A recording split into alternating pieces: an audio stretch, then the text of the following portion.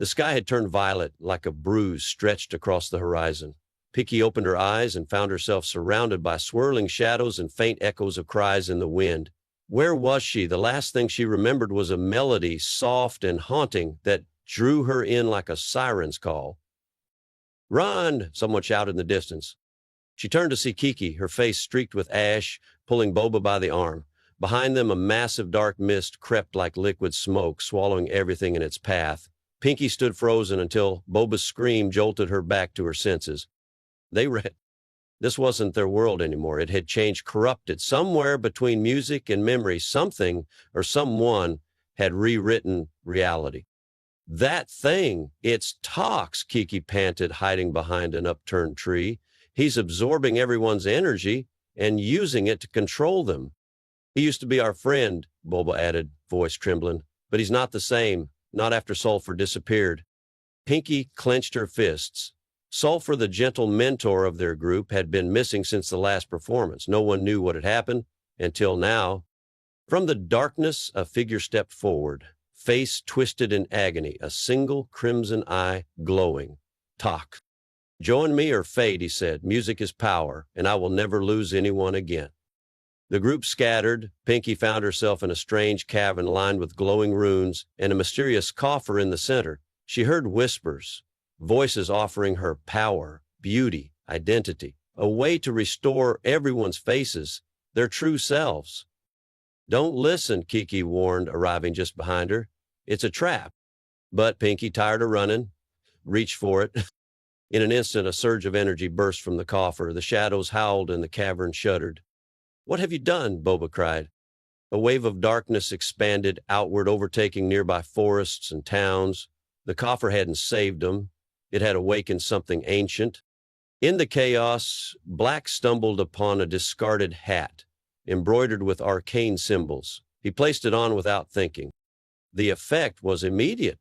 "I feel powerful," he whispered, but his eyes turned cold. The group watched in horror as Black attacked shadow creatures with dark magic, but also lashed out at friends. Pinky, guilt-ridden, tried to stop him. "That hat is changing you. This isn't who you are."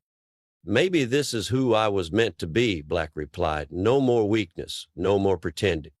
Amid the fractures of loyalty and fear, a new figure emerged. Aqua, cool, calm, with frost lining her footsteps. Her heartbreak, born from deception and emotional manipulation, had turned into a freezing fury. She unleashed storms against friend and foe alike. "You used me," she accused Rad, who had pretended to like her to avoid the cold.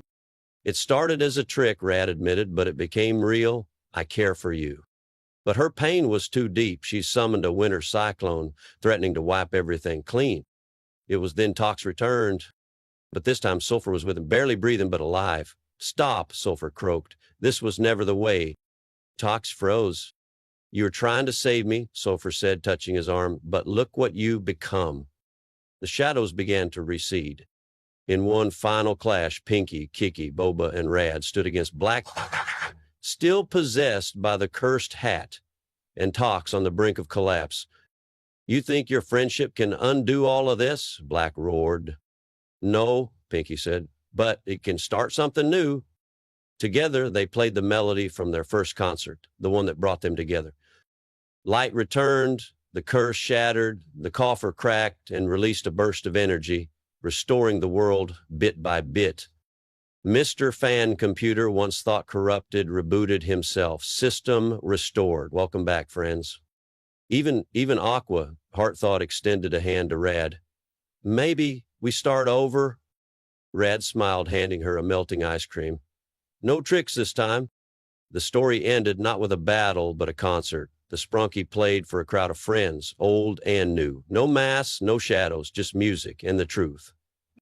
As the final note rang out, Pinky turned to the audience and said, "In the end, we were never fighting monsters. We were fighting our fear of being known." And with that, the world sang back.